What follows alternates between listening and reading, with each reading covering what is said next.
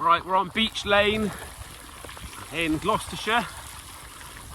I'm a bit worried that I could hit one of the enormous potholes that are underwater,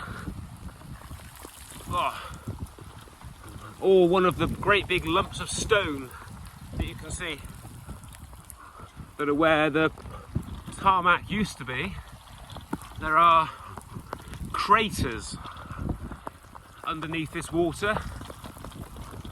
I cycled down here this morning and there are probably, without exaggeration, probably 20 enormous potholes. And the road surface is completely disintegrated. There's one on the right, one on the left. Whoa! Another one on the left here coming up. And great big, another one. You just can't see them under the water.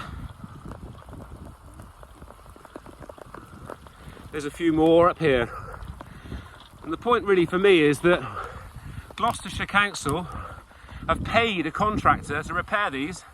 Look at the debris, look at the stones, look. And the contractors have done such a rubbish job that it's lasted, here you go, on the right, on the left, or rather the left and the right. I was thinking about coming the opposite way. More there. You can see where all the stones are. That's the clue. And basically the council have paid contractors to come and do a bodge job, which has lasted a matter of weeks. And all of the fill, another one there, another one there, another one on the left there, 2 or 3. So these have all previously been repaired. Shoddy job, council have paid for it, and the council are obviously going to have to pay again. And in my view, they should just be paying once for a decent job. Seal the holes, more there. Seal the holes so that the water doesn't get in.